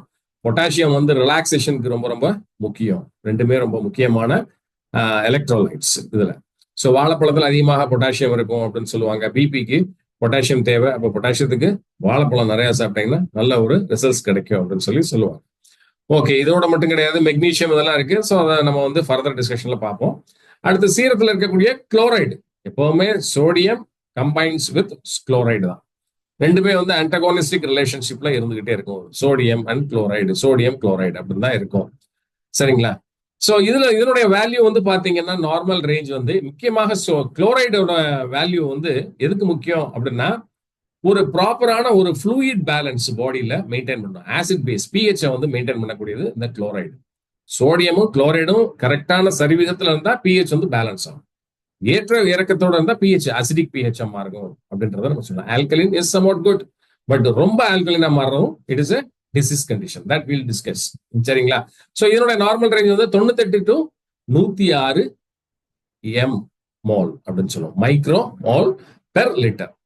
இப்ப அடுத்ததாக டோட்டல் புரோட்டீன் எவ்வளவு இருக்குன்னு பார்க்கணும். இப்ப டோட்டல் புரோட்டீன் வந்து பாத்தீங்கன்னா ஆல்புமின் குளோபுலின் இரண்டும் சேர்ந்ததனுடைய டோட்டல் வேல்யூ தான் இது. இது நார்மல் ரேஞ்ச் வந்து 6 to 8.3 grams per deciliter அப்படின்னு சொல்லுவோம். இது வந்து இருக்கும். சரிங்களா? Okay, so this is all about kidney function test பத்தி பார்த்தாச்சு. அடுத்து லிபிட் ப்ரொஃபைல் பார்க்கணும். சோ லிபிட் ப்ரொஃபைல் பாத்தீங்கன்னா டோட்டல் கொலஸ்ட்ரால் எவ்வளவு இருக்குன்றத பார்ப்போம். அதுக்கு அடுத்ததாக வந்து பாத்தீங்கன்னா அதுல எல்டிஎல் எவ்வளவு இருக்கு, ஹெச்டிஎல் எவ்வளவு இருக்கு அப்படின்றத பார்ப்போம். அடுத்தது ட்ரைகிளிசரைட்ஸ் எவ்வளவு இருக்குன்னு பார்ப்போம். அடுத்து வந்து ஓவராலா இந்த கம்பேரிட்டிவ் ரேஷியோல எந்த அளவுக்கு விஎல்டிஎல் அப்படின்றது இந்த கொலஸ்ட்ரால் அளவு இருக்குன்றத பார்ப்போம். சரிங்களா? So it is subjected to some kind of debate pertaining to the individual health of a person. So அது நம்ம நேத்து டிஸ்கஸ் பண்ண கிளாஸஸ்ல கூட நம்ம சொல்லியிருப்போம் இல்லையா, LDL is good for health அப்படின்றத சொல்லியிருப்போம். பட் இங்க வந்து பாத்தீங்கன்னா as per the norms and conditions proposed and projected from the laboratory side, LDL is a bad cholesterol. எல்லாரும் புரிஞ்சுக்கணும்ன்றக்காக HDL is a good cholesterol அப்படின்னு சொல்லுவாங்க. But in our functional medicine it is totally different. Our perspective is totally different. Our presentation is also totally different, and our treatment models supports the healthy growth of an individual with healthy macro micronutrient support. அதான் முக்கியம். சரி, okay, இப்ப normal range என்ன அப்படின்றத மட்டும் தெரிஞ்சுக்கோம். Total cholesterol வந்து it should be less than 200 milligrams per deciliter. ரைட்டுங்களா? HDL எவ்வளவு இருக்கணும்? 40 to 60 milligrams per deciliter இருக்கணும். LDL எவ்வளவு இருக்கணும் அப்படின்னு சொல்லி பாத்தீங்கன்னா 70 to 130 milligrams per deciliter இருக்கும். இதெல்லாம் நம்பர் படி அளந்து பார்த்து எக்ஸாக்டா இருக்குன்றத சொல்லலாம். ஸோ ஸ்லைட் பிளக்சுவேஷன்ஸ் அதெல்லாம் இட் கேன் பி லெஃப்ட். பெருசா நம்ம எடுத்துக்க தேவை, ரொம்ப அளவுக்கு அதிகமா இருக்கக்கூடாது. எஸ்பெஷலி நம்ம இந்த விஎல்டிஎல் ரேஷியோ நம்ம பார்க்கும்போது ஓரளவுக்கு இந்த HDL LDL இந்த வேல்யூஸ்னுடைய சின்க்ரனைசேஷனை வந்து நம்ம இங்க கார்லேட் பண்ணி பார்த்துக்கலாம். மிக முக்கியமாக நம்ம பார்க்க வேண்டியது இந்த ட்ரைக்ளிசரைட்ஸ். சரிங்களா, இது டிரான்ஸ்ஃபேட்ல இருந்து உருவாக்கக்கூடியது. மிக முக்கியமாக இந்த ட்ரைக்ளிசரைட்ஸ் தான் பாடியில இருந்து எலிமினேட் பண்ண வேண்டும். ஸோ நம்ம ஏற்கனவே நம்ம சொன்ன மாதிரி நம்ம கால்குலேஷன் பண்றது risk factor, cardiac risk factors பார்க்கறதுக்கு வந்து இந்த ட்ரைக்ளிசரைட்ஸ் டிவைடட் பை HDL அப்படின்னு தான் பார்ப்போம். அந்த வேல்யூ வச்சு if it is going to be less than 1 they are safe, and if it is going to be more than 1 they are more prone for cardiovascular diseases அப்படின்றத நம்ம பார்க்கணும். Right, okay. So triglycerides value சொல்லிட்டேன், HDL சொல்லியாச்சு, LDL சொல்லியாச்சு. VLDL வந்து எவ்வளவு இருக்கணும்? Normal ரேஞ்ச்னா it should be less than or equal to 2 to 30 milligrams per deciliter. சரிங்களா, மைக்ரோமோல் கால்குலேஷன் பெர் லிட்டர் நீங்க பாக்குறீங்க அப்படின்னா 0.1 to 1.7 மைக்ரோமோல்ஸ். ஓகே, இப்ப பிளட் சுகர் டெஸ்ட் பாக்குறீங்க, ரேண்டமா பார்ப்போம் இல்லையா? சாப்பிட்டு எப்பனாலும் பார்க்கலாம், இல்ல சாப்பிடாம இருக்கும்போது நீங்க பார்க்கலாம். எப்ப பார்த்தாலுமே ரேண்டமா இருக்கிறதுல நார்மல் ரேஞ்ச் வந்து 79 to 160 milligrams per deciliter. சரிங்களா, ரேண்டம்ல. ஸோ நார்மல்ல இன்னைக்கு வந்து இப்போ அப்டேட்டட் தான் நான் உங்களுக்கு ஷேர் பண்ணியிருக்கிறேன். பட் நம்மளோட வேல்யூஸ்லாம் நார்மல்ல வந்து ரேண்டம் பார்க்கும்போது ஆல் வேல்யூஸ் ஷுட் பி 100 100 100 அப்படின்னு சொல்லுவாங்க. But based on the symptomatic representation of the patient, சரிங்களா, பாடி டயர்ட்னஸ், பிற டயபெட்டிக் கண்டிஷனிங் இதெல்லாம் வச்சு பார்த்துட்டு நம்ம வந்து இதை கார்லேட் பண்ணி பார்த்துக்கணும். சரிங்களா, ஓகே. ஸோ இதுல போஸ்ட் பிராண்டல் சாப்பிட்டு 2 மணி நேரம் கழிச்சு பார்க்க வேண்டியது எவ்வளவு இருக்கணும்னா it should be less than 140 mg per deciliter அப்படின்றது. சரிங்களா, அடுத்து HbA1c அப்படின்றது அந்த ஒரு 3 months average blood sugar. So normal range வந்து பாத்தீங்கன்னா differs from country to country, I mean race to race, அந்த மாதிரி நிறைய விஷயங்கள்லாம் இருக்கு. பட் இன் ஜெனரல் நம்ம இந்தியன்ஸ் நம்ம பார்க்கக்கூடியதுல 6.4, ஐ மீன் 5.7 to 6.4 இருக்குது அப்படின்னா ப்ரீ டயபெட்டிக்னு சொல்லிடுவோம். 6.4க்கு மேல போயிருச்சு அப்படின்னா டயபெட்டிக்னு சொல்லிடுவோம் இந்த இதுல. அப்ப 5.7க்கு உள்ள இருக்கணும் HbA1c இருந்தா நார்மல் அப்படின்றோம். ஸோ இது மூணுமே நம்ம பார்க்க வேண்டியிருக்கும். அடுத்து வந்து யூரின்லயுமே வந்து சுகர் எவ்வளவு இருக்கு, ஐ மீன் எவ்வளவு இருக்கு அப்படின்றத பார்க்க வேண்டியிருக்கும். சரிங்களா, ஸோ ஃபாஸ்டிங்ல பாக்குறீங்க சாப்பிடாம, ஃபாஸ்டிங்ல எவ்வளவு இருக்கணும்? 90 to 110 mg per deciliter இருக்கணும். 2 hours கழிச்சு பாக்குறதுல 140 milligrams per deciliter இருக்கணும். HbA1c 5.7க்கு உள்ள இருக்கணும். ரேண்டம் குளுக்கோஸ் நீங்க எப்பனாலும் நீங்க எடுத்து பாக்குறீங்கன்னா it should be somewhere between 80 to 116 இதுல கொடுத்துருக்குது. But 140 is acceptable. சரிங்களா, லேட்டஸ்ட் ஸ்டாண்டர்ட் படி பாத்தீங்கன்னா 79 to 116 கொடுத்துருக்காங்க. But let us not go by that. சரிங்களா, எப்பவுமே வந்து பார்க்கும்போது ஒரு 80 to 140 வரைக்கும் ரேண்டம் இருக்குது அப்படின்னா இட்ஸ் ஓகே. ஸோ ஃபர்தரா கன்ஃபர்மேஷனுக்காக தான் நம்ம எல்லாத்தையும் வந்து பார்க்குறோம். HbA1cன்றது துல்லியமாக கொண்டு வரும். அடுத்ததாக இதெல்லாமே கன்ஃபர்மேஷன் ஆகி ஹையா இருக்குது, HbA1c வந்து ஒரு 10க்கு மேல இருக்குது அப்படின்ற கண்டிஷன் இருக்கிற பட்சத்துல நம்ம மிக முக்கியமாக பார்க்க வேண்டியதுதான் இந்த குளுக்கோஸ் டாலரன்ஸ் டெஸ்ட் அப்படின்னு சொல்லுவோம். ஸோ ஹோல் பாடி வந்து குளுக்கோஸை எப்படி அப்சர்வ் பண்ணுன்றத வந்து ஹோல் டே நம்ம வந்து பார்த்தீங்கன்னா அப்சர்வேஷன் வச்சு நம்ம அந்த இதை இது பண்ணிக்கிட்டே இருப்போம். Glucose tolerance test. So normal range வந்து ஃபாஸ்டிங்ல வந்து எவ்வளவு இருக்குன்னா 60 to 100 mg per deciliter. 1 ஹவருக்கு எவ்ரி 1 ஹவர்ல வந்து பாத்தீங்கன்னா it should be more than 200 mg per deciliter. So இந்த கால்குலேஷன்ஸ் எல்லாமே நம்ம வந்து ஃபர்தரா வந்து இந்த டயபிட்டிஸ் மெலிட்டஸ் பத்தி நம்ம பேசல, நம்ம அதை பத்தி நம்ம தெளிவாக நம்ம குளுக்கோஸ் டாலரன்ஸ் டெஸ்ட் வந்து எப்படி எடுப்பாங்க அப்படின்றதையும் நான் வந்து உங்களுக்கு தெளிவாக சொல்றேன். எப்படி வந்து அந்த ஃபுல் டே வந்து குளுக்கோஸை வந்து நம்ம கொடுத்து இன்சுலினுடைய சென்சிட்டிவிட்டியை டெஸ்ட் பண்ணி பார்க்கறது அப்படின்றத பத்தி நம்ம வந்து டயபிட்டிஸ் மெலிட்டஸ் கேஸ் டிஸ்கஸ் பண்ணும்போது நான் வந்து உங்களுக்கு டீடைலா இதை பத்தி நான் சொல்றேன். ஓகே, அடுத்து யூரின் டெஸ்ட்ல வந்து பாத்தீங்கன்னா எதெல்லாம் அப்சர்வ் பண்ணுவோம்? கலர். ஸோ இது வந்து யூரின் வந்து ஸ்ட்ரா கலர்டா இருக்கணும். சரிங்களா, என்ன கலர்ல இருக்கு, அப்பியரன்ஸ். சரிங்களா, இது எல்லாமே கொடுத்துருப்பாங்க.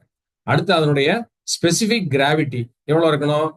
1.005 to 1.030 இருக்கும். pH அப்படின்றது அதனுடைய கார அமிலத்தன்மை. சரிங்களா, ஸோ ஆசிட் பேஸ் எவ்வளவு இருக்கணும்? 5.8 to 8, 5.0 to 8க்குள்ள இருக்கணும் pH ரேஞ்ச்.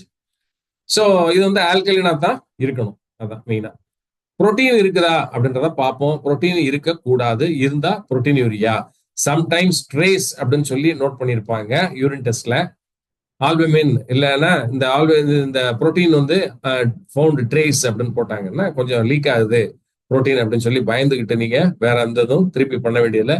தண்ணி கம்மியாக குடிச்சாலோ டீஹைட்ரேஷன் ஆயிருந்தாலோ பாடி, சரிங்களா, யூரினரி ட்ராக்ட் இன்ஃபெக்ஷன் இருந்தாலோ, இந்த ரீனல் கால்குலைன்னு சொல்லக்கூடிய கிட்னி ஸ்டோன்ஸ் இருந்தாலோ, ப்ராஸ்டேட்டிக் என்லார்ஜ்மெண்ட் இருந்தாலோ இந்த புரோட்டீன் லீக் வந்து நடக்கலாம். இதை எல்லாத்தையும் தாண்டி உங்க பாடியில உங்களுக்கு தேவையான புரோட்டீனுடைய அளவு கம்மியானாலும் இந்த புரோட்டீன் ஆல்புமின் லீக் வந்து இருக்கும் யூரின்ல. சரிங்களா? ஸோ இது எல்லாத்தையுமே நம்ம கன்ஃபர்மேஷன் பண்ணிட்டு தான் பண்ணுவோம். ஓகே, அடுத்து குளுக்கோஸ் இருக்கான்னு பார்க்கணும்.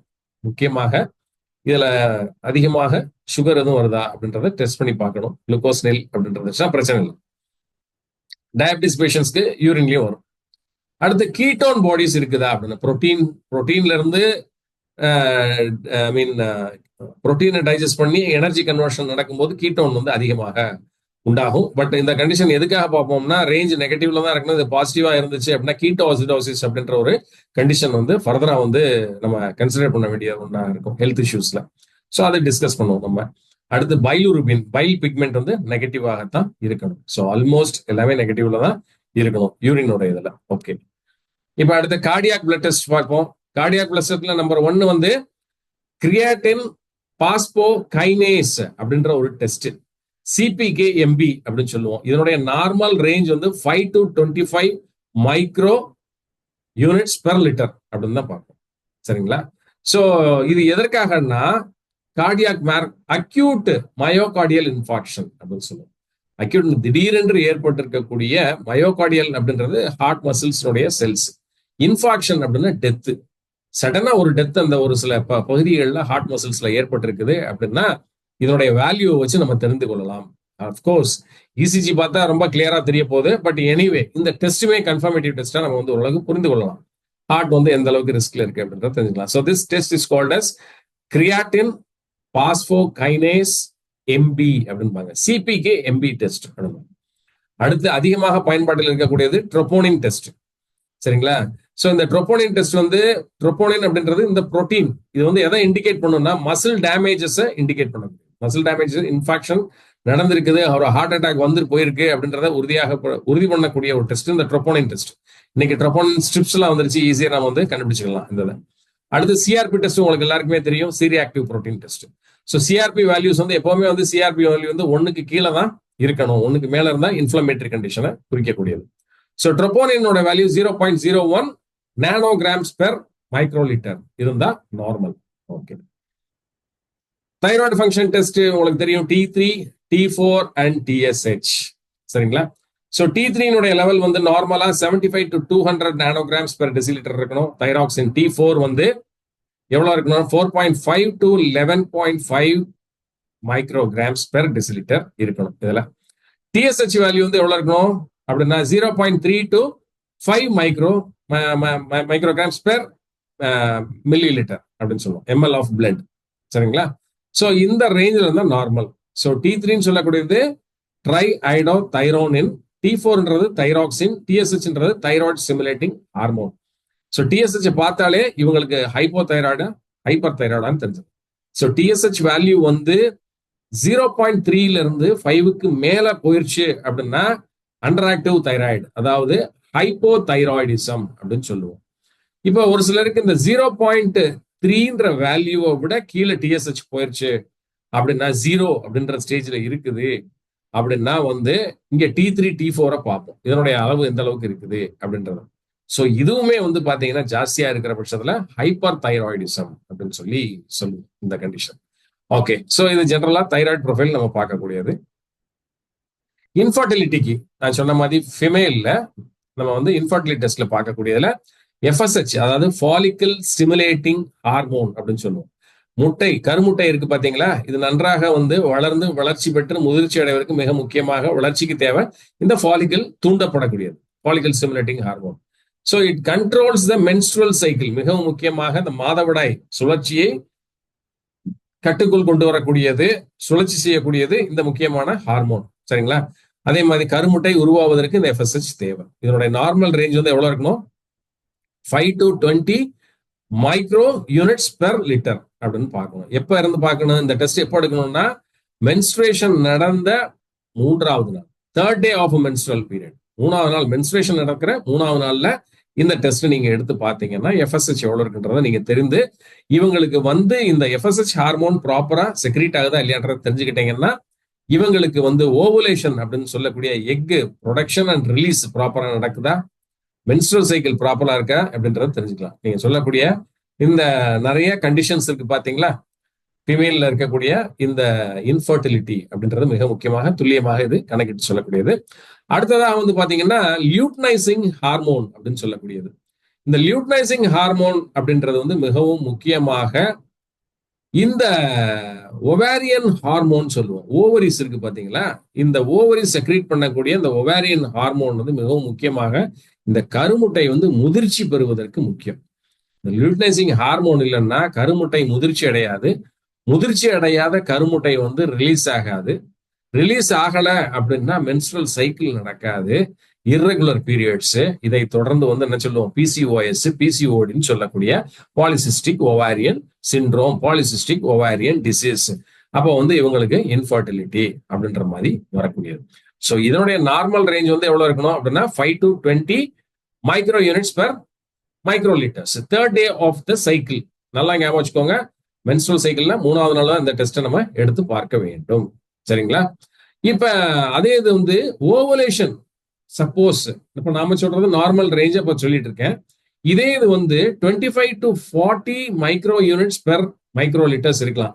எப்பன்னா 24 to 36 ஹவர்ஸ் பிஃபோர் ஓவலேஷன்.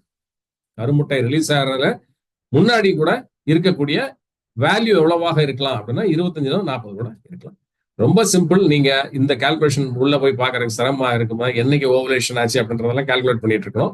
சிம்பிளா வந்து மென்ஸ்ட்ரல் சைக்கிள் நடக்க ஆரம்பிச்சு 3வது நாள் எடுத்து பார்த்துட்டு அதோட வேல்யூ 5 to 20 இருக்கா அப்படின்றத பாருங்க. இருந்துச்சுன்னா வெல் அண்ட் குட். இது கம்மி ஆயிடுச்சு அப்படின்னா லியூட்னைசிங் ஹார்மோன் செக்ரேஷன் இல்ல, டெஃபினட்டா பிசிஓஎஸ், பிசிஓடி இவங்களுக்கு infertility definitely it's going to be there. ஏன்னா வந்து எக் மெச்சூர் ஆகல. எக் மெச்சூர் ஆனா தானே ஃபாலிகல்ஸை கம்ப்ளீட்டா பிரேக் பண்ணி வெளியில வர முடியும். வெளியில வந்து ரிலீஸ் ஆகும். ஓவலேஷன்ன்றது நடக்காது. சோ இது முக்கியமான பாராமீட்டர். அடுத்து ப்ரொலாக்டின் அப்படின்ற ஹார்மோன். சரிங்களா? இட் மிகவும் முக்கியமாக இந்த ப்ரொலாக்டின் வந்து எதை காஸ் பண்ணும்? Infertility. Abnormal nibble discharge. Prolactin அப்படின்னாலே வந்து இந்த பால் சுரத்தலுக்கு மிகவும் முக்கியமாக பெண்களுக்கு, அதாவது மகப்பேறு முடிந்து ஒரு குழந்தை பிறந்ததுக்கு பின்பாக பால் சுரத்தல் அப்படின்றது ரொம்ப முக்கியம். அப்போ வந்து இந்த ப்ரொலாக்டின் ஹார்மோன் போதுமான அளவுக்கு இல்லைன்னா நிப்பிள்ஸ்ல ப்ராப்பரா வந்து மில்க் செக்ரேஷன் இருக்காது. அந்த ஆல்வியோலஸ் அப்படின்னு நம்ம சொல்லக்கூடிய உள்ள இருக்கக்கூடிய அந்த மீன் மில்க் சாக்ஸ் அப்படின்னு நம்ம சொல்லக்கூடிய உள்ள இருந்து வராது இந்த. ஓகே, ஸோ இதனுடைய நார்மல் வேல்யூ வந்து எப்ப ஐ மீன் நார்மல் ரேஞ்ச் நான் பிரெக்னன்ட் ஃபீமேல்ல, பிரெக்னன்ட் இல்லாததுக்கு முன்னாடி இருக்கக்கூடிய ஃபீமேல் எவ்வளவு இருக்குன்னா 2 to 29 mg nanograms per milli litre. இதே இது பிரெக்னன்ட் ஃபீமேல்ல எவ்வளவு இருக்கணும் அப்படின்னு சொல்லி பாத்தீங்கன்னா 10 to 200 nanograms per milli litre இருக்கணும்.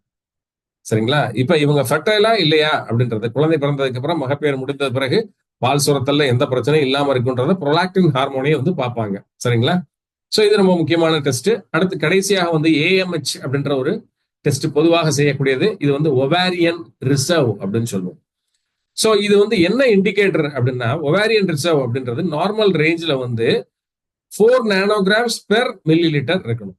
இது எப்பவுமே வந்து பிசிஓடி இருக்கக்கூடிய பெண்களுக்கு அதிகமாக இருக்கும். சரிங்களா? பிசிஓடி உங்களுக்கு இருக்கு இல்லைன்றத உங்களுடைய மென்ஸ்ட்ரல் சைக்கிள் தள்ளி போறத வச்சு நம்ம சொல்ல முடியாது. ரொம்ப சிம்பிளா வந்து இந்த ஏஎம்ஹெச் டெஸ்ட் ஒன்று எடுத்து வாங்க நீங்க சொல்லிட்டு அதுல அவங்களுடைய வேல்யூ எவ்வளவுன்றதை நீங்க பார்க்கணும். இப்ப 4 நானோகிராம்ஸ்க்கு மேல பெர் மில்லி லிட்டருக்கு மேல போயிருச்சு, ஹையா இருக்குது அப்படின்னா it is definitely polycystic ovarian syndrome அப்படின்னு முடிச்சிடலாம். இப்ப இது நார்மல் வேல்யூ எவ்வளவு இருக்கணும்? 1.5 to 4 தான் இருக்கணும். 1.5க்கும் கீழே போயிடக்கூடாது. 1.5 to 4 it is going to be the ovarian reserve AMH டெஸ்ட்ல. சரிங்களா? இப்ப 1 இருக்குன்னு வைங்க, 1ல இருந்து 1.5 நானோகிராம்ஸ் பெர் மைக்ரோ லிட்டர் இருக்கு, ரொம்ப லோவா இருக்கு அப்படின்னாலுமே இது வந்து நம்ம கண்டிஷன்ல நம்ம எடுத்துக்கிறது வந்து என்ன, இன்ஃபர்டிலிட்டி காசிங் கண்டிஷன் அப்படின்னு நம்ம அதை எடுத்துக்கணும். ஸோ ஏஎம்ஹெச் டெஸ்ட் ரொம்ப முக்கியமானது. ஓகே, அடுத்து நம்ம விட்டமின் டெஸ்ட் பாத்தீங்கன்னா நிறைய இருக்கு. பட் மேலோட்டமாக மிக முக்கியமாக நம்ம பார்க்கக்கூடியது இந்த B12, விட்டமின் டி அப்படின்றதுல முக்கியமாக D3 பார்ப்போம். சரிங்களா? ஸோ விட்டமின் டில வந்து கம்ப்ளீட்டாவே ஓரளவுக்கு டி பார்த்தாலே தெரிஞ்சு போகும். D3 வந்து ஸ்பெஷல் டெஸ்ட். ஸோ அதெல்லாம் நம்ம டிஸ்கஸ் பண்ணுவோம். ஸோ B12 அப்படின்றது வந்து பாத்தீங்கன்னா சைனோகோபாலமைன் அப்படின்னு சொல்லுவோம். இது வந்து எதுக்கு அப்படின்னு சொல்லி பாத்தீங்கன்னா நரம்புகள் தூண்டுதல், நியூரோமஸ்குலர் கோஆர்டினேஷனுக்கு ரொம்ப முக்கியமானது. சரிங்களா? அதே மாதிரி வந்து நியூரோ டிரான்ஸ்மிட்டர்ஸ்னுடைய கண்டக்ஷன் ஆஃப் இம்பல்சஸ்க்கு ரொம்ப முக்கியமானது. பாடியினுடைய ஃபங்க்ஷனாலிட்டிக்கு ரொம்ப முக்கியமானது. டயர்ட்னஸ் இல்லாம இருக்கிறதுக்கு ரொம்ப முக்கியமானது. மஸ்குலர் ஃபங்க்ஷனுக்கு ரொம்ப முக்கியமானது இல்லையா? B12 வந்து நரம்பூசியாக போடுவாங்க. நியூரோபயான் அப்படின்ற இன்ஜெக்ஷன் கேள்விப்பட்டிருப்பீங்க. So that is B12. So main role வந்து பாத்தீங்கன்னா பிரெயின், நர்வஸ் ஃபங்க்ஷன், CNS அப்படின்னு சொல்லக்கூடிய சென்ட்ரல் நர்வஸ் சிஸ்டம் ஃபங்க்ஷனுக்கு ரொம்ப முக்கியமானது. அதை விட மிக முக்கியமானது RBCன்னு சொல்லக்கூடிய சிவப்பணுக்கள் உற்பத்தி ஆவதற்கு ரொம்ப முக்கியம். இதனுடைய நார்மல் ரேஞ்ச் எவ்வளவுன்னா 300 to 900 பிகோகிராம்ஸ் பெர் ml அப்படின்னு சொல்லுவோம். 900 வரைக்கும் இருக்கும். சரிங்களா? ஒரு சிலர் வந்து B12 டேப்லெட்டா எடுத்துக்கிட்டே இருப்பாங்க. அவங்களுக்கு 900 தாண்டும். But it is an water soluble vitamin, no harm. It will be getting excreted. Vitamin D அடுத்து பார்ப்போம். போனுடைய growthக்கும் ஃபார்மேஷனுக்கும் ரொம்ப முக்கியம். அதை தாண்டி இதுக்கு நிறைய இம்யூனிட்டி ஃபங்க்ஷன்ஸும் உண்டு. விட்டமின் D3 அளவு கம்மியாயிருச்சு அப்படின்னு சொல்லி பார்த்தீங்கன்னா definitely more chances are there for getting cancer. So அதை தான் நம்ம ஃபங்க்ஷனல் மெடிசன்ல பார்ப்போம். ஸோ இதனுடைய நார்மல் ரேஞ்ச் வந்து 20 to 50 நானோகிராம்ஸ் பெர் மில்லி-லிட்டர். சரிங்களா? பிளட்ல. அடுத்ததாக சீரம்ல இருக்க வேண்டிய கால்சியத்தின் அளவு நார்மலா 8.5 to 10.2 micrograms, milligrams per decilitre. இது எதற்காக கால்சியம் ரொம்ப முக்கியம்? ஹார்ட் ஃபங்க்ஷனுக்கு ரொம்ப தேவை, போன் ஃபார்மேஷனுக்கு ரொம்ப தேவை, மசில் கான்ட்ராக்ஷனுக்கு ரொம்ப தேவை, நரம்புகளுக்கு நடுவில் நடக்க வேண்டிய இந்த இம்பல்ஸ் கேரிங் இருக்கு பாத்தீங்களா, சிக்னலிங்க்கு ரொம்ப முக்கியம். எல்லாத்தையும் தாண்டி ரத்த உறைதலுக்கு மிக மிக அத்தியாவசியம். பிளட் கிளாட்டிங்க்கு ரொம்ப இம்பார்ட்டன்ட். ஓகே, அடுத்து போன் டென்சிட்டி டெஸ்ட்னு பார்ப்போம். சரிங்களா? யாருக்கெல்லாம் வந்து அடிக்கடி ஃபிராக்சர் நடக்க வைக்குதோ அவங்களுக்கு போன் டென்சிட்டி டெஸ்ட் பார்க்கறதுல வந்து எதற்காக அப்படின்னா ஆஸ்டியோபோரோசிஸ்ன்ற ஒரு கண்டிஷன் ஏஜ்டு பர்சன்ஸ்க்கு உண்டாகக்கூடியது. அதாவது போன்ல வந்து டென்சிட்டி குறையிறதுக்கு காரணம் மிக முக்கியமாக வந்து சீரம் பிளாஸ்மால வந்து கால்சியம் கான்சன்ட்ரேஷன் கம்மியாகிறது தான் காரணம். என்னன்னா விட்டமின் D3 குறைபாடு. ஸோ விட்டமின் D3 அப்படின்னு நம்ம சொல்லக்கூடிய விட்டமின் டி குறைபாடு இருந்துச்சுனாலே கால்சியம் வந்து பாத்தீங்கன்னா இந்த ஆசிபிகேஷன் அப்படின்ற ஒரு ப்ராசஸ், அதாவது ஃபிக்சேஷன் ஆஃப் இந்த கால்சியம் இன்டு த ஆஸ்டியோபிளாஸ்ட், ஆஸ்டியோகிளாஸ்ட்னு சொல்லுவோம். போன் செல்ஸ்குள்ள ஃபிக்ஸ் ஆகிறது நடக்காது. அப்ப என்ன ஆகும் அப்படின்னு சொல்லி பாத்தீங்கன்னா இந்த blood serum plasma calcium concentration maintain பண்றதுக்காக போன்ல இருக்கக்கூடிய கால்சியம் பூராமே கொஞ்சம் கொஞ்சமா ரிமூவ் ஆகி பிளட்டுக்குள்ள வர ஆரம்பிச்சு. சரிங்களா? அப்படி வர்ற பட்சம் என்ன ஆகும் அப்படின்னு சொல்லி பாத்தீங்கன்னா போன் வந்து கொஞ்சம் கொஞ்சமா அதனுடைய ஸ்ட்ரென்த்தை லூஸ் பண்ணும். நாட் எலாஸ்டிசிட்டி, அதனுடைய டென்சிட்டியை லூஸ் பண்ணும். Density loose it becomes easily fragile, ஈஸியா உடஞ்சிரும். ஸோ அதைத்தான் நம்ம முக்கியமாக போன் டென்சிட்டி பார்ப்போம் வயதானவர்களுக்கு. சரிங்களா? இன்னும் ஒரு சில கண்டிஷன்ஸ் வந்து கொஞ்சம் வயசுக்காரங்களுக்கே வந்து வரும். ஸோ இதனுடைய நார்மல் ஸ்கோர் எவ்வளவு இருக்கணும்னா 1 or above is normal in bone density. T score அப்படின்னு சொல்லுவோம். இந்த இதுக்கு வந்து என்ன சொல்லுவோம்னா டி ஸ்கோர் அப்படின்னு. டி ஸ்கோர் எவ்வளவு இருக்கு? ஆஸ்டியோபோரோசிஸ் இல்லை அப்படின்னா டி ஸ்கோர் நார்மலா இருக்கிறவங்களுக்கு 1 இருக்கணும். ஆர் above இஸ் நார்மல், 1க்கு மேல இருக்கணும். டி ஸ்கோர் வந்து 2.5 ஆர் பிலோ கீழே வருதுன்னு வச்சுக்கோ. சரிங்களா? 2.5க்கும் கீழே போயிடுச்சு டி ஸ்கோர் அப்படின்னா ஆஸ்டியோபோரோசிஸ் வர்றதுக்கான வாய்ப்புகள் வந்திருக்கு அப்படின்றத நாம் உணர்ந்து கொள்ள. சரிங்களா? சோ டி ஸ்கோர் இதுல ரொம்ப ரொம்ப முக்கியமாக நாம் பார்க்க வேண்டும். அடுத்து semen analysis. Okay, so semen அப்படின்னாலே வந்து இதுல 2 காம்போனன்ட் இருக்கு. ஒன்னு செமினல் ஃப்ளூயிட், இன்னொன்னு வந்து ஸ்பெர்ம் செல்ஸ், விந்து அணுக்கள்.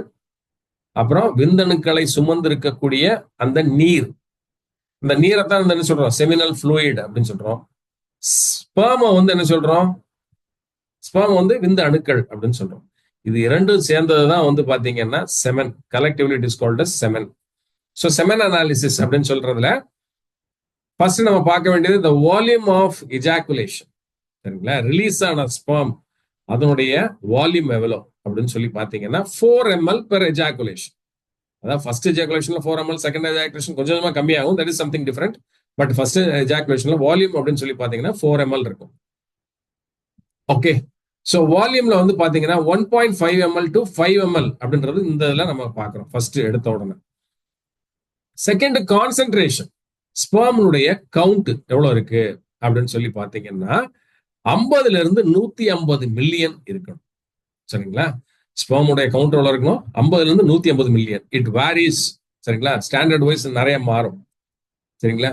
இது வந்து பாத்தீங்கன்னா வேற ஒரு சில ஸ்டாண்டர்ட்ல போனீங்கன்னா 400 மில்லியன் சொல்லுவாங்க. So it not worry. So minimum வந்து எவ்வளவு இருக்கணும் அப்படின்னு சொல்லி பாத்தீங்கன்னா 50ன்றது இதுல ஸ்பெசிஃபை பண்ணியிருக்கோம். பட் ஆனா 20ன்றது பேர் மினிமம். இந்த 20யும் குறைந்து 20 மில்லியனை குறைஞ்சிருச்சு அப்படின்னா definitely they are considered to be important. இம்பார்ட்டன்ட்னா கம்ப்ளீட்டா ஸ்பெர்ம் இல்லாம இருக்கணும்ன்றது இல்ல. 20 மில்லியனுக்கு கீழே போயிருச்சு, 50 மில்லியனுக்கு கீழே போயிருச்சுனாலே they are important. They cannot என்ன பண்ண முடியாது. They cannot be considered as potent. சரிங்களா? சோ அடுத்து மொட்டிலிட்டி அப்படின்னு சொல்லக்கூடிய அந்த ஸ்பெர்முடைய வால் பகுதி ஸ்விம் பண்ணி தான் அது பெரிய பாதையை கடந்து சென்று இந்த கருமுட்டையை போய் ஃபெர்டிலைஸ் பண்ணும். சரிங்களா? அப்ப டியூரிங் காப்புலேஷன் நம்ம பார்த்தோம் அப்படின்னா இந்த ஸ்பெர்ம் செல்ஸ் ஒவ்வொரு ஸ்பெர்ம் செல்ஸ் இப்ப 50 மில்லியன் ஸ்பெர்ம் செல்ஸ் இருக்குது அப்படின்னா at the time of copulation அப்படின்னு சொல்லக்கூடிய இனப்பெருக்கத்தின் போது இனச்சேர்க்கையின் போது இந்த 50 மில்லியனும் வந்து என்ன பண்ணும்னா ஃபிமேல் ரீப்ரொடக்டிவ் ட்ராக்ல அப்படியே நீந்தி நீந்தி போகும். அப்ப போற வழியில வந்து பாத்தீங்கன்னா எக்ஸ்டர்னல் ஜெனிடாலியா, அதுக்கு அடுத்து வந்து சர்விக்ஸ் அப்படின்னு சொல்றோம். சர்விக்ஸ்ன்றது கழுத்து பகுதி, பெண் இனப்பெருக்க மண்டலத்தின் கழுத்து பகுதி. சரிங்களா? அந்த இடத்துல பாதி இது அங்கங்க ஒட்டி நின்றும். மீதி இதெல்லாம் அடுத்து வந்து யூட்ரஸ் அப்படின்னு சொல்லக்கூடிய கருப்பையில 2 பக்கமும் ஒட்டிக்கிடும். இந்த பக்கம் அந்த பக்கம் கொஞ்சம். அதுக்கு அடுத்து வந்து பாத்தீங்கன்னா 2 பெரிய கை போன்ற ஃபெலோப்பியன் டியூப் இருக்கு. இந்த ஃபெலோப்பியன் டியூப் வழியாக இந்த பக்கம் பாதி அந்த பக்கம் பாதி போகும். இப்ப வர்ற வழி பூரா பாத்தீங்கன்னா எவ்வளவு பெரிய பாதையை கடந்து போக வேண்டியிருக்கு. 50 மில்லியன் எதற்குன்னா பாதி இது இங்கே காலியாயிரும். இதையும் தாண்டி ஸ்விம் பண்ணி போகுது பாத்தீங்களா? போகும். லெஃப்ட்ல போயிருக்கோம். ஆனா வந்து கருமுட்டை ரைட்ல இருக்கும். ஆக்சுவலா பெண்களுக்கு வந்து 2 ஓவரி இருக்குது. இந்த 2 ஓவரிலுமே வந்து ஒவாரியன் ஃபாலிகிள்ஸ் இருக்கும். இந்த ஒவாரியன் ஃபாலிகிள்ஸா வந்து பாத்தீங்கன்னா ஃபாலிகிள் ஸ்டிமுலேட்டிங் ஹார்மோன்ஸ் மூலியமாக டெவலப் ஆகி லியூட்னைசிங் ஹார்மோன்ஸ் மூலியமாக மெச்சூர் ஆகி சரிங்களா ரிலீஸ் ஆகும். அதான் ஓவலேஷன் சொல்லுவோம். ஸோ இந்த மாசம் ரைட் சைடு ஓவத்தை ரிலீஸ் பண்ணுது முட்டைய அப்படின்னா மறுமாதம் லெஃப்ட் ரிலீஸ் பண்ணும். ஆக மொத்தம் ஒரே நேரத்துல 2 சைட்லயும் ரிலீஸ் ஆகாது. அப்ப 2 பக்கம் ஆர்ம்ஸ் வழியா டிராவல் ஆகி போகுது பாத்தீங்களா இந்த ஸ்பெர்ம் செல்ஸ். அப்ப எந்த பக்கத்துல ரைட்ல இருக்கலாம் இல்ல லெஃப்ட்ல இருக்கலாம் அது தெரியாது. அப்ப ரைட்ல இருந்துச்சுன்னா லெஃப்ட் சைடு போனது எல்லாமே வேஸ்ட். ரைட்ல இருந்துச்சு அப்படின்னா அதுலயும் வந்து பாத்தீங்கன்னா கடைசியா அந்த இடத்துல ஒரு 1 மில்லியன் 1.5 மில்லியன் ஸ்பெர்ம் செல்ஸ் வந்து ஒரு முட்டைக்காக போட்டியிட்டு அது போய் அதை ஃபெர்டிலைஸ் பண்ணும். சரிங்களா? ஃபெர்டிலைஸ்னா அதை துளையிட்டு உள்ள சென்று ஃபெர்டிலைஸ் ஆன உடனே அந்த வாழை வச்சு அந்த முட்டையை சீல் பண்ணிடும். இதுக்கு மேல ஃபெர்டிலைசேஷன் நடக்க முடியாது. இனி அடுத்து வந்து நடக்கக்கூடியது எல்லாமே வந்து பாத்தீங்கன்னா டெவலப்மெண்ட் தான், எம்பிரியோ டெவலப்மெண்ட். ஓகே. ஸோ அதனால மொட்டிலிட்டி ரொம்ப முக்கியமாக நம்ம பார்ப்போம். மொட்டிலிட்டி வந்து வேல்யூ எவ்வளவு இருக்கணும்? 50 to 60% இருக்கணும். அடுத்து மார்பாலஜி, அதனுடைய அமைப்பு எப்படி இருக்கிறது அப்படின்னு சொல்லி பார்க்கணும். மிக முக்கியமாக என்ன மாதிரி ஷேப், நார்மல் ஷேப்பா இருக்குதா அப்படின்னு சொல்லி பார்க்கணும். ஸோ இதனுடைய ஹெட் வந்து பாத்தீங்கன்னா ஸ்பியர் ஷேப்பா இருக்கும், குத்தூசி மாதிரி இருக்கும் ஹெட். ஸோ இது எல்லாத்தையுமே வந்து பார்ப்பாங்க. பிளண்டா இருந்துச்சுன்னா it cannot penetrate into the ova, எக்குக்குள்ள போக முடியாது. ஸோ நார்மல் ரேஞ்ச் வந்து பாத்தீங்கன்னா இதனுடைய மார்பாலஜில இட் இஸ் மோர் தேன் 50% இருந்தா போதுமானது. லிக்யூஃபேக்ஷன் அப்படின்றது செமன் வந்து லிக்யூஃபைடா இருக்குதா அப்படின்றத டெஸ்ட் பண்றதுக்கு இதனுடைய ரேஞ்ச் வந்து என்ன வச்சிருக்கோம் அப்படின்னா 15 to 30 மினிட்ஸ்க்குள்ள லிக்யூஃபையா இருக்கணும், லிக்யூஃபை ஆகணும். ஸ்பெர்ம் மூவ்மெண்ட்ஸ் வந்து இதுல நார்மல் ரேஞ்சா காட்டக்கூடியது. அதாவது 15ல இருந்து 30 நிமிஷம் வந்து லிக்யூஃபைடா இருந்துருச்சு அப்படின்னா, அதாவது ஸ்பெர்முடைய ஸ்விம்மிங் கெப்பாசிட்டியை ஃபெசிலிட்டேட் பண்ணுச்சுன்னா இட் இஸ் லிக்யூஃபேக்ஷன் ஃபேக்டர். சரிங்களா? 5வது. 6வது நம்ம பார்க்கக்கூடியது பிஹெச் வேல்யூ பார்க்கணும். சரிங்களா? செமினல் ஃப்ளூயிட்னுடைய பிஹெச் இதுதான் வந்து ஸ்பெர்ம் செல்ஸ் உயிரோடு இருப்பதற்கு மிக முக்கிய காரணம். ஸோ இதனுடைய வேல்யூ வந்து எவ்வளவு இருக்கணும் அப்படின்னு சொல்லி பார்த்தீங்கன்னா 7.2 to 7.8 தான் இருக்கணும். ஆல்கலினா தான் இருக்கணும். 8க்கு மேல போயிருச்சு, அசிடிக்கா போயிருச்சு அப்படின்னா ஸ்பெர்ம் செல்ஸ் எல்லாம் இறந்து விடும். ஸோ இதெல்லாம் தான் கீ மெஷர்மெண்ட்ஸ் நம்ம பார்க்க வேண்டியது. ஓகே. அடுத்ததாக டியூமர் மார்க்கர்ஸ். ஓகே.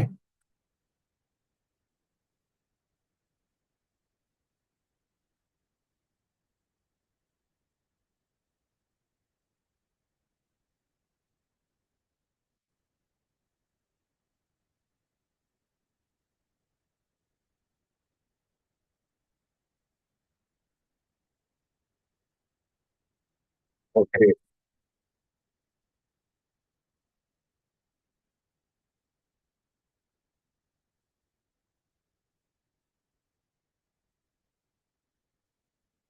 11வது வந்தோம். டியூமர் ஃபேக்டர்ஸ் பார்க்கணும் இப்ப. எஸ். ஓகே.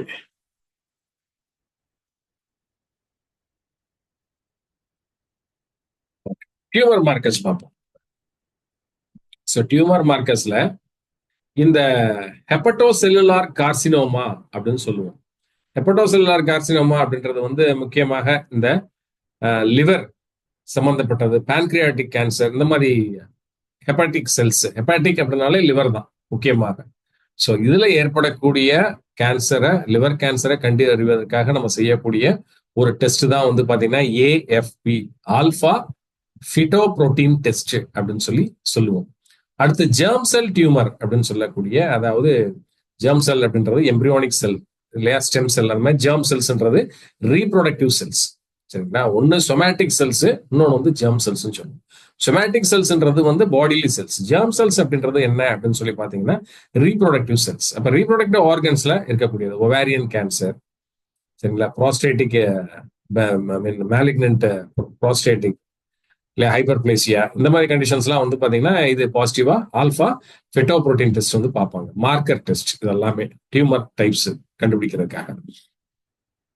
அடுத்து CA15-3 அப்படின்ற ஒரு டெஸ்ட் வந்து சிம்பிளா வந்து, அதாவது பிரஸ்ட் கேன்சர் இருக்கா இல்லையா அப்படின்ற சிம்பிளா தெரிஞ்சுக்கிறதுக்கான ஒரு டெஸ்ட் வந்து CA15-3 டெஸ்ட் அப்படின்னு இந்த டெஸ்ட் வந்து மார்க் பண்ணி கொடுப்பாங்க. சரிங்களா? அடுத்து அதே மாதிரி CA27-29 டெஸ்ட், இதுவுமே வந்து பாத்தீங்கன்னா பிரஸ்ட் கேன்சருக்கான ஐடென்டிபிகேஷன் டெஸ்ட் தான், மார்க்கர் டெஸ்ட் இது எல்லாமே. அடுத்து பான்கிரியாட்டிக் கேன்சர், கோலோரெக்டல் கேன்சர், அதாவது நம்மளுடைய மலக்குடல் புற்றுநோய், பான்கிரியாஸ் கணையத்துல வரக்கூடிய புற்றுநோய், இதையெல்லாம் தெரிந்து கொள்வதற்காக, அதே மாதிரி கேஸ்ட்ரோ இன்டெஸ்டினல் அப்படின்னு சொல்லக்கூடிய நம்மளுடைய சிறுகுடல், இந்த மாதிரி வயிற்று பகுதியில் ஏற்படக்கூடிய கேன்சர்ஸ், இது எல்லாத்தையும் மிக முக்கியமாக தெரிந்து கொள்வதற்கு CA19-9 டெஸ்ட் இது. சரிங்களா? இதுல வேல்யூஸ் எல்லாம் கிடையாது. சரிங்களா? பாசிட்டிவ் நெகட்டிவ் அவ்வளவுதான், முடிஞ்சு. அடுத்து CA125 அப்படின்றது வந்து ovarian cancer, endometriosis, endometrial cancer. Endometrium அப்படின்றது வந்து யூட்ரஸ்ல உள்ள இருக்கக்கூடிய ஒரு வால், சரிங்களா, எண்டோமெட்ரியல் பெட் அப்படின்னு சொல்லுவோம். ஸோ அதுல வரக்கூடிய கேன்சரை காட்டும். ஃபெலோப்பியன் டியூப்ல வரக்கூடிய கேன்சரை காட்டும். லங்ஸ்ல நுரையீரல் cancer, breast cancer, Castro intestinal cancers, endometriosis, இது எல்லாத்தையுமே காட்டக்கூடியது CA125. சரிங்களா? அடுத்து கால்சிட்டோனின் அப்படின்றது வந்து மிகவும் முக்கியமாக மெடுலரி தைராய்டு கார்சினோமா அப்படின்னு சொல்லுவோம். அப்ப நிறைய பேருக்கு வந்து தைராய்டு கிளாண்ட்ல வந்து பாத்தீங்கன்னா இந்த நாடியூல்ஸ் அப்படின்றது உண்டாகும். இந்த நாடியூல்ஸ் வந்து பாத்தீங்கன்னா ஒரு அளவுக்கு அது சர்க்குலேஷன் எல்லாமே நார்மலா இருக்கும்போது ஒரு பிரச்சனையும் கிடையாது. பட் அந்த நாடியூல்ஸ் சர்க்குலேஷன் கட் ஆகும்போது வந்து பாத்தீங்கன்னா அந்த ஸ்கேன்லயே கிளியர் கட்டா ஓரளவுக்கு தெரியும். பட் இன்னும் சிம்பிளா தெரிஞ்சுக்கிறதுக்கு, இந்த தைராய்டுக்கு உள்ள மற்றும் வந்து பாத்தீங்கன்னா 4 பேட்ச் ஆஃப் பேரா தைராய்டு கிளாண்ட்ஸ் இருக்கும். சரிங்களா? இதுவுமே வந்து ஹார்மோன்ஸை செக்ரேட் பண்ணக்கூடியது. கால்சியம் மெட்டபாலிசத்துக்கு ரொம்ப ரொம்ப முக்கியம். இது செக்ரேட் பண்ற ஹார்மோன் வந்து பேராதார்மோன் அப்படின்னு சொல்லுவோம். So medullary thyroid carcinoma cause பண்றது இந்த கால்சிட்டோனின் டெஸ்ட் ரொம்ப முக்கியமாக நம்மளுக்கு தெளிவாக காட்டும். ஸோ இது ஒரு டெஸ்ட். அடுத்து HCG அப்படின்றது ஹியூமன் கோரியானிக் கொனடோட்ரோபின் டெஸ்ட்னு சொல்லுவோம்.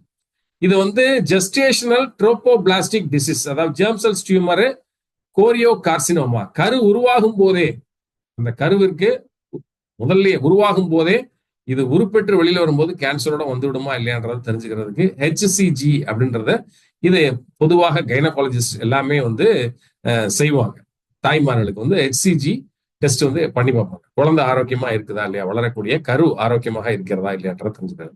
அடுத்து NSE டெஸ்ட், அதாவது நியூரான் ஸ்பெசிபிக் எனோலேஸ் டெஸ்ட் அப்படின்னு சொல்லுவோம்.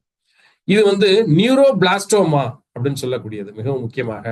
நியூரோ அப்படின்றது நியூரான்ஸ், சரிங்களா, நரம்பு. பிளாஸ்டோமா அப்படின்றது பிளாஸ்டோசிஸ்ட்னு சொல்லுவோம். எம்பிரியானிக் டெவலப்மெண்ட்ல பிளாஸ்குலேஷன், கேஸ்குலேஷன் அப்படின்ற ப்ராசஸிங் நடக்கும். 2 செல் ஸ்டேஜ், 3 செல் ஸ்டேஜ், அதுக்கடுத்து வந்து பாத்தீங்கன்னா உள்ள நிறைய ஸ்பேஸ் ஃபார்மேஷன், அதுக்கடுத்து வந்து ஆர்கனோஜெனிசிஸ்ன்றதுக்கு வருவோம். ஸோ இதுல நியூரோபிளாஸ்டோமா அப்படின்ற ஒரு கண்டிஷன் டெவலப் ஆகிறத நம்ம வந்து ஃபர்ஸ்டே வந்து தெரிந்து கொள்ளலாம் என்எஸ்சி டெஸ்ட்ல. அடுத்து சிறிய லங் கேன்சர்ஸ் உருவாகிறது, medullary thyroid cancer, carcinoid tumours, endocrine, அதே மாதிரி பான்கிரியாட்டிக் டியூமர்ஸ், அடுத்து வந்து மெலனோமா அப்படின்னு சொல்லக்கூடிய பிக்மெண்டேஷன்ல வரக்கூடியது இல்லையா. ஸோ இது எல்லாத்தையுமே நம்ம தெரிஞ்சுக்கிறதுக்கு என்எஸ்சி டெஸ்ட் எடுத்துக்கோம். So this are the associated tumour diseases test. சரிங்களா. ஸோ இந்த வேல்யூஸ்லாம் நாளைக்கு நீங்க லேப் ரிப்போர்ட்ல உங்களுக்கு யாரோ ஒரு பேஷண்ட் கொண்டுறாங்கன்னா ரீட் பண்ண தெரிஞ்சிருக்கும் எது எதோட அப்படின்றத நீங்க கம்பேரிசன் பண்ணி பார்த்துக்கிட்டு அந்த ரிப்போர்ட் ரீடிங்கை நீங்க புரிந்து கொள்வதற்கு இது மிகவும் முக்கியமாக இருக்கும். Arthritis blood test, RF factor நம்ம அநேக நேரங்களில் பார்க்கக்கூடிய ருமட்டாய்டு ஃபேக்டர் அப்படின்போம். இது இருக்கா இல்லையா அவங்களுக்கு, ஐ மீன் ஆர்த்ரைட்டிஸா அப்படின்றத கன்ஃபார்ம் பண்றதுக்கு ஆர்எஃப் டெஸ்ட் சிம்பிள்.